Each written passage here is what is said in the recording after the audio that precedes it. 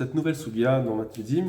Donc, on a aujourd'hui la Sugia. On va continuer en fait un petit peu le sujet de la semaine dernière sur Birkot Hanehenim, mais plus sur un autre sujet. On va essayer de travailler ce qui est le guéder de ces brachot, Birkot Hanehenim, les brachot de consommation. À savoir, on va essayer d'expliquer quelle est la fonction de ces brachot. Est-ce qu'elles viennent enlever l'interdit de manger? Est-ce que c'est donc une bracha qui nous permet d'éviter un interdit? Ou bien c'est une bracha qui vient, une bracha de louange. Pour pouvoir manger, je dois faire une louange à Hachem.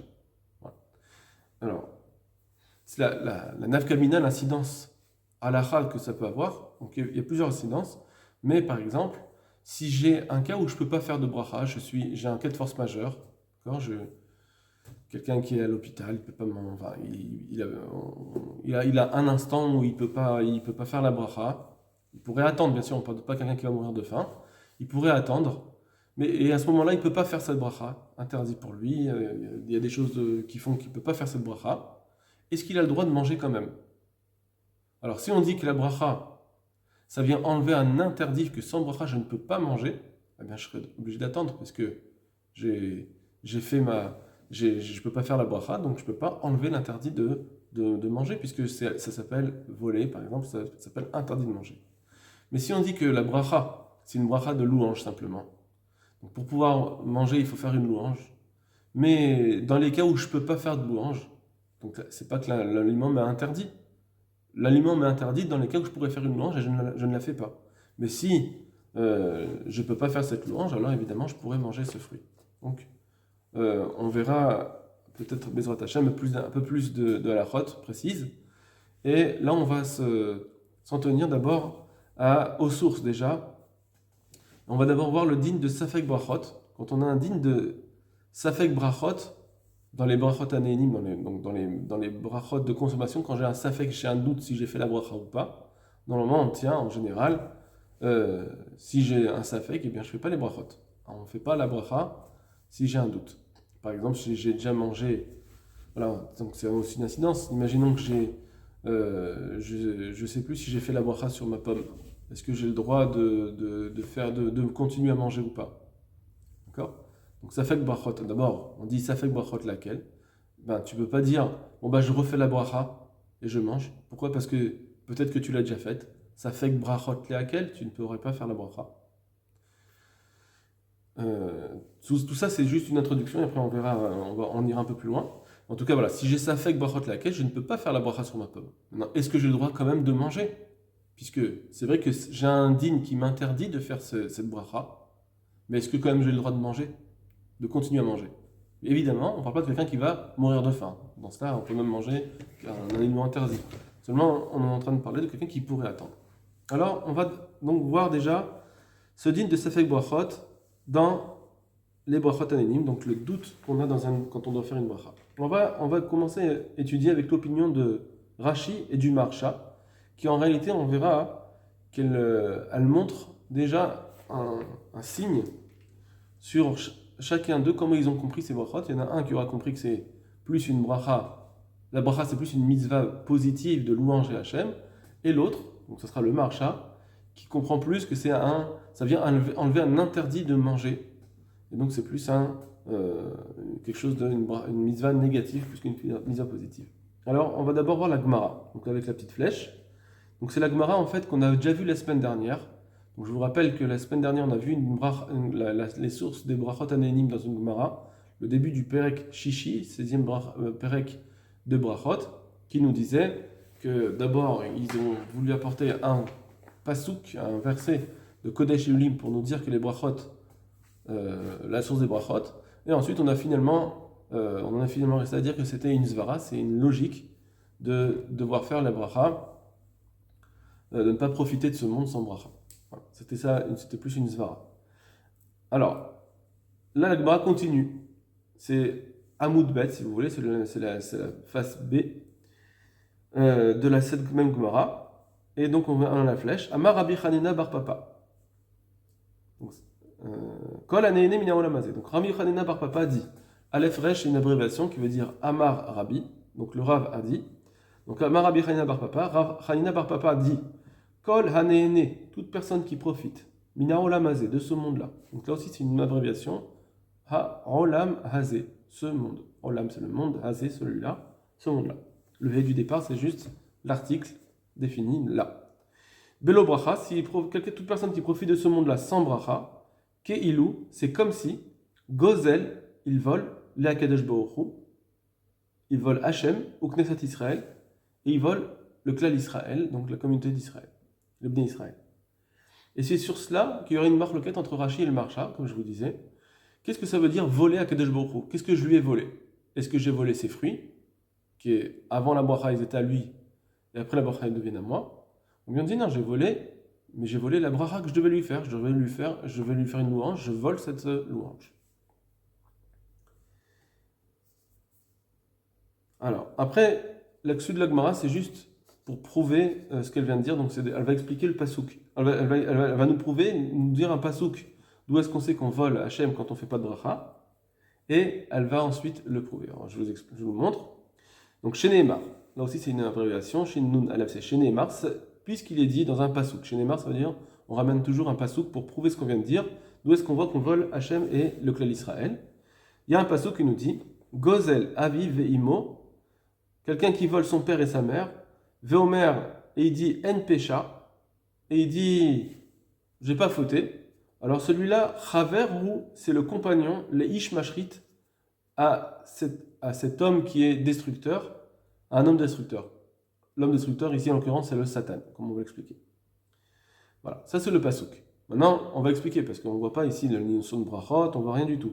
On a vu le père, la mère, on n'a pas vu Akadosh Baruch Hu. Et donc, il va falloir expliquer ce pasouk, comment comment on l'a placé pour notre din à nous de faire des brachot pour ne pas voler Hachem. Ve'en aviv el Akadosh Baruch Hu. Aviv, ici c'est Hachem. Quand on parle de Aviv, de son père, c'est Akadosh Baruch Hu, d'où on sait, chez Neymar, parce qu'il y a un pasouk qui dit Halohu avicha kanecha. Et lui, donc Hachem, c'est un pasouk qui parle d'Hachem qui dit Avicha, c'est ton père, Kanecha, celui qui t'a acquis. Donc on a déjà, dans ce pasouk, résolu qui est Avicha, c'est ton père. Qui est Avicha, ton père, c'est Akadosh Baruch Hu. Donc si je relis le pasouk, celui qui vole son père, et donc c'est Hachem, alors il est l'ami du Ish Mashrit. Il est l'ami du Satan. Ensuite, sa mère, on a dit quelqu'un qui vole son père et sa mère. Qui est sa mère? Ve'enimo et la Knesset Israël. Sa mère, c'est ici le Klal Israël dans son ensemble. On est, N-A-I-T, du Klal Israël. C'est notre maman. Chez Neymar, et ça, d'où est-ce qu'on sait? C'est un passage qui nous le dit. Shema beni moussar vicha vatitosh Torah timecha. Écoute mon fils le moussar de ton père. Donc la transmission de ton père. Et ne te dérobe pas de la loi de ta mère. C'est quoi la loi de ta mère? C'est donc les lois qui ont été données par ta mère, donc c'est Knesset Israël, toutes les habitudes qu'on a prises, toutes les aminagim, toutes les lois qu'on a prises tout le long du Klal Israël, eh bien ne t'en dérobe pas. Donc on voit ici que la mère c'est Knesset Israël. Maintenant, voilà, donc si on s'arrête là, ça suffirait de dire que celui qui vole son père et sa mère, celui qui vole son père et sa mère, celui qui vole Akadosh Baruch Hu et Knesset Israël, alors il est l'ami du Ish Mashrit, il est l'ami de celui qui est destructeur. Et donc on voit ici, qu'est-ce que ça voudra dire? Ça voudra dire qu'est-ce que ça veut dire quelqu'un qui vole Akadosh Baruch Hu? C'est ce qu'on va voir juste après. C'est dans les brachot de consommation. Juste la Gemara elle termine. Maï chaveru le Ish Mashrit, ça veut dire quoi? Qu'il est compagnon de l'homme destructeur. Moi je vous ai dit que c'était le Satan. En réalité, il y a plusieurs façons d'expliquer. Il y a aussi l'explication qui va bien avec aussi, c'est le roi Yerovam ben Nevat. Oui, Yerovam ben Nevat, c'était donc un roi un roi juif qui a amené beaucoup d'idolâtrie, qui a obligé les juifs à faire l'idolâtrie, donc c'était un rachat. Chez Ishrit et Israël Avivem Shebashamaim, car il a abîmé aux yeux d'Hachem, il a abîmé les bénis Israël aux yeux d'Hachem, aux yeux de leur père qui est aux cieux. Donc on voit que celui qui vole à Kadosh Baruch Hu, donc il est compagnon du destructeur. Et donc maintenant, voilà, ça c'est le pasouk. Le pasouk, c'est la Gemara qui nous dit que quelqu'un qui vole, qui mange sans bracha, qui profite de ce monde, c'est ça la Gemara dit plutôt, celui qui profite de ce monde sans bénir à Kadesh Baruch Hu, alors il vole à Kadesh Baruch Hu. Maintenant, on va se pencher sur Rashi et le Maharsha. Rashi d'abord. Gozel le Kadesh Baruch Hu, c'est quoi? Et birkato. Donc ça veut dire il vole à Kadesh Baruch Hu sa bracha. La bracha qui revenait à Kadesh Baruch Hu, cette bracha-là, quand je mange sans bracha, je la vole à Hachem. C'est-à-dire, je devais bénir Hachem, je devais le louanger. Et je mange sans cette louange, c'est comme si je lui vole ce qui lui revenait. Il nous a mis tous ces aliments devant nous, toutes ces choses pour profiter de ce monde devant nous. La seule chose qu'on a à faire, c'est de le louanger, de le remercier, etc., de ce qu'il nous a donné, mais on ne le remercie pas. Si on ne fait pas de bracha, on ne va pas le remercier. C'est ça, voler à Hachem ici. Donc d'après Rashi, si on comprend bien, donc quelqu'un qui fait pas une bracha, c'est voler la bénédiction à Kadosh Baruch Hu, la louange d'Hachem. C'est pas donc la bracha ne vient pas nous faire en sorte que je ne pouvais pas manger un fruit et si je fais pas la bracha, je vole ce fruit. Non, la bracha ne vient pas nous empêcher de voler le fruit. La bracha vient juste pour une louange, d'après Rashi. C'est une mise à positive. D'après cela, comme je vous l'ai dit, dans un cas où je ne peux pas faire la bracha, j'ai le droit quand même de manger. Si j'ai un problème, je suis à nous, j'ai un cas de force majeure, je peux quand même manger. Ensuite, Rashi nous explique. Il continue à expliquer la Gemara, donc ça un petit peu moins ce qui nous intéresse, mais c'est pas grave, on va quand même le faire. Avec Knesset Israël, ils volent aussi les Bnei Israël. Pourquoi? Parce que quand les Bnei Israël fautent en ne faisant pas leur brachot, à Perot Lokin, alors les fruits sont abîmés. Ça veut dire que Hachem, il enlève la bénédiction sur les fruits, et des fruits, il peut y avoir des récoltes qui s'abîment, etc. Donc, quand quelqu'un ne fait pas sa bracha, non seulement il vole les louanges à Kadosh Baruch Hu qu'il devait faire, mais en plus, il vole les Bnei Israël en faisant en sorte que, eh bien, il abîme les récoltes. En Pesha, alors, et il dit En Pesha, donc Rashi, je vous lis la suite de Rashi, c'est quand même intéressant, et il dit cette personne, mais moi j'ai pas fauté. Ou le fiche ou Mekel, et puisque lui-même il est Mikel, c'est-à-dire il se permet des choses, il se permet de ne pas faire les mitzvot, Roim Acherim, les autres le voient, Velomdin Memenu, et ils apprennent de lui, la Asotken, de faire la même chose. Les Hanot Meolam, de profiter de ce monde, Belo Bracha sans bénir Hachem. Ou le Kart Nikrasé à Mekel, et c'est pourquoi celui-là il s'appelle, cette personne qui est permissive, s'appelle Traver Leish Mashrit, il est l'ami de l'homme qui est destructeur. Parce qu'en réalité, il apprend aux autres aussi à faire mal, les autres vont faire du mal, et du coup, c'est ça ce Satan, en réalité, le Satan, il apprend aux autres à faire du mal, ou bien le Yeroboam qui a obligé les autres à faire de la Vodazara. Donc, quand on ne fait pas bien les mitzvot, on apprend aux autres aussi à ce qui n'est pas d'Yirat Shamaï, mais on fait en sorte qu'on a cette responsabilité, comme on avait dit, que quand l'Israël arrive, on est tous garants les uns des autres, on doit faire attention aux autres et faire en sorte que les autres ne fautent pas à cause de moi. Yerovam Benevat, donc c'est Yerovam Benevat, Shechata, qui lui-même, ce roi, avait fauté, Vechitit Israël a fait fauter aussi l'Ibn Israël, car au fauté, on m'a dit que pareil, cette personne-là qui ne fait pas les brachot, eh bien il faute lui-même et ensuite il fait fauter les autres. Ok, bon ça c'était juste au passage. Maintenant, le Maharsha. On va voir une autre explication du Maharsha. Qu'est-ce que ça veut dire voler Hachem? Comme Rashi avait dit, ça s'appelle voler ses brachot, la bénédiction, les louanges qu'on devait faire Hachem. Ici, le Maharsha va nous dire autre chose. Donc, la Kasha Kodem Bracha, ce titre-là, c'est juste, c'est sur une autre Gemara, mais c'est pas grave, ça revient au même. C'est-à-dire, après, il va ramener notre Gemara. Veignano, la notion de cela, de ne pas faire les brachot, qui a kol bara lirvodo. C'est parce que Kadosh Baruch Hu a tout créé pour son honneur. Tout ce qui est dans ce monde-là vient faire honneur à Hachem.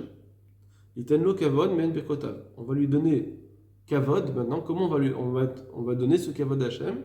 En le faisant ses brachot. Je vois un bel arbre, un beau fruit, eh bien je dois faire des louanges à Kadosh Baruch Hu. Pour l'instant, entre guillemets, entre parenthèses, ça a l'air comme Rashi. Mais on va voir qu'il va bifurquer. Aval le'anot belo bracha. Mais si quelqu'un il va profiter de ce monde sans bénir Hachem, en ken gvodo, il ne va pas faire kavod à Hachem. Vadaïn shelohu. Alors que, et donc, Adaïn shelohu. C'est là les trois petits mots qui vont tout changer dans le marcha. Et c'est encore à lui, c'est-à-dire les fruits sont encore à lui. Ces objets que tu veux profiter sans brachot, tant que tu ne fais pas la bracha, ils sont encore à lui. À qui lui? À Akadosh Baruch Hu. C'est-à-dire que la bracha, elle te permet de changer de propriétaire. Avant, le propriétaire de ces fruits, c'est Akadosh Baruch Hu. Tu fais la bracha, c'est tes fruits. Très bien. Mais tant que tu ne fais pas cette bracha, qui a été instituée pour donner des louanges à Hachem, pour donner kavod à Hachem, mais malgré tout, tant que tu ne fais pas cette bracha, il y a encore une appartenance à Akadosh Baruch Hu. Donc, quand on vole Akadosh Baruch Hu, ça veut dire je vole vraiment ses fruits à lui. Je vole les fruits d'Akadosh Baruch Hu. C'est grave quand même de voler Akadosh Baruch Hu. Et du coup, donc on voit d'ici de ce maharsha que les brachot, elles viennent enlever un interdit. C'est pas juste, elles viennent faire juste pour une louange. Non, c'est en plus, c'est que tant que je fais pas cette louange, je vole à Kadesh Baruch Hu. Donc les brachot, elles viennent me permettre de ne pas voler. Et du coup, si quelqu'un ne peut pas faire une bracha pendant un certain temps, s'il est coincé en cas de force majeure, eh ben, il ne pourra pas manger, puisqu'il est en train de voler Hachem. D'accord? Umash et Pirash Rashi. Maintenant, il va rappeler Rashi ce qu'on a dit tout à l'heure. Gabé Kilou Gozel Akadosh Baruch Hu Brotav, qui avait dit que c'est comme si il volait les louanges d'Hachem. Il n'avait pas dit comme le marcha qui volait les fruits. En Sarir. Il n'y a pas besoin d'arriver à cela. Ça veut dire que, là, je vous explique une petite technique de Limoud. C'est que Rashi ne nous a pas expliqué la Gemara de façon pachoute. Alors, la première explication qui venait. Quand je dis je vole Hachem, c'est quoi? Ben oui, je suis en train de prendre un fruit, je devrais faire une bracha. La Gemara nous dit je vole Hachem, je vole son fruit. C'est la première chose qu'on aurait pu comprendre. Rashi, il est parti expliquer un petit peu en détour. Il nous a dit non, il vole ses brachot, les louanges d'Hachem. Donc il a ses raisons, Rashi. D'accord? Donc, lui, le marcha va nous dire, c'est un petit dohak, c'est un petit peu quelque chose de pas évident d'expliquer comme ça. C'est pourquoi il valait mieux expliquer comme moi le marcha, de dire non, il vole vraiment le fruit. Et là, Gozel, mamash, Akadosh Baruch Hu, il vole en réalité Akadosh Baruch Hu, autodavar chez Ochel, cette chose-là qu'il est en train de manger, Veneine Minu, qu'il est en train d'en profiter, des kodes de bracha chez Lohu, parce que puisque au départ, avant la bracha, ce fruit est à Hachem. D'accord? Alors, je reprends. Donc, Rashi nous avait donné, d'après le marcha, j'ai un petit dohak. Lui, le marcha, il vient, il dit, non, je reprends dans les mots, et là, Gozel Mamash, la Kadesh Baruch Hu, il vole Hachem, autodavar chez Ochel, cette chose qu'il est en train de manger, Veneine Minu, qu'il est en train d'en profiter, des Kodem Abracha chez Lohu, que avant de faire la bracha, ça appartient à Kadesh Baruch Hu. Donc là, on va dire, il y a un point en plus sur le marcha. Si on veut comparer Rashi et marcha, je dirais, il y a un point en plus, puisque le marcha nous explique la Gemara de façon pachoute, c'est mieux. Tout ce qu'on peut expliquer de façon la plus évidente, c'est mieux que d'aller chercher des explications un peu plus lointaines. Donc apparemment, Rashi c'est bizarre. Donc, là, je suis bien en train de vous expliquer la technique de l'imout. On va voir qu'en réalité, Rashi aussi, le marcha plutôt, a aussi un petit problème que Rashi n'a pas. C'est ce que le marcha va mettre en avant juste après. Et donc, c'est comme ça. En réalité, quand on a une Gemara qui est expliquée de plusieurs façons, quand on a une marloquette en règle générale, quand on a une discussion, quand on parle de discussion chez les chachamim, chez des gens intelligents, c'est qu'en fait, ils ont argumenté chacun. Et donc, ces arguments, les autres les connaissent. On ne parle pas de cachotier, on parle de chacun a posé ses arguments, et malgré tout, je préfère aller à gauche, et toi, tu préfères aller à droite. Donc, ça veut dire qu'on a des arguments chacun, mais tes arguments, je les aime moins que les tiens. Et toi, tu aimes moins que mes arguments que les tiens. Donc, ça veut dire qu'on a chacun, en réalité, un petit dohak. On a chacun, à chaque fois, une difficulté dans son argumentation. C'est ça le problème. Dans une marloquette, dans une discussion, c'est qu'on a chacun une argumentation qui présente chacune une petite difficulté. Parce que si j'ai aucune difficulté, l'autre doit coller à mon explication. Ou vice-versa. D'accord? Il n'y aura plus de doute. Quand on a une discussion, c'est qu'on a un doute. Et le doute, il vient parce que j'ai vraiment deux possibilités d'expliquer. Quand je dis que j'ai deux possibilités d'expliquer, c'est que chacun a une difficulté. Si aucune des deux possibilités a de difficultés, ça veut dire que les deux choses sont complètement vraies. Et donc, il faudra adopter les deux, par exemple. D'accord. Donc, voilà la première explication. Donc, d'après Rashi, on a la première difficulté qui est comment tu peux dire qu'il vole Hachem, c'est quoi? C'est ses brachot, avec à dire qu'il vole son fruit. Ça, c'est la première explication. Le premier problème qui est ramené par le Maharsha sur Rashi. Et maintenant, le Maharsha lui-même va dire, mais moi, j'ai un peu notre problème. Ou Gabé Knesset Israël, Tsarich Lefaresh Ken. Et par rapport au clan Israël, voilà comment il faut expliquer. Ça veut dire quoi? Nous, on a dit dans la Gemara que quelqu'un qui profite de ce monde sans bracha, il vole Hachem et il vole Knesset Israël. Or, d'après le Maharsha, voler Knesset Israël, c'est quoi? Je vole quoi? Je vole pas ses fruits. Je ne peux pas dire la même chose que Hachem. Ah, Hachem, on a expliqué que je vole ses fruits, mais Knesset Israël, qu'est-ce que je vole? C'est pas leurs fruits. Quand je prends une pomme de l'arbre, eh bien, je sais pas, ça appartient pas au Knesset Israël. Donc c'est une propriété privée, mais sinon, si c'est pas une propriété privée, je dois quand même faire la bracha. Et si je ne fais pas cette bracha, on nous dit tu vas voler le Knesset Israël. Mais comment je vole le Knesset Israël ici? D'après le Maharsha, ça ne va pas. Et donc lui aussi, comme je vous le disais, il a un problème dans son argumentation. Il va devoir l'expliquer, mais ce n'est pas l'explication première d'après lui. Et du coup, c'est pareil que Rashi, chacun a son petit problème. Donc comment il explique? Donc, je reprends. Au Gabé Knesset Israël. Ah oui, Kaf Nun Yud, c'est l'abréviation de Knesset Israël, l'assemblée d'Israël. Tzarich Lefaresh Ken. Il faudra expliquer ainsi.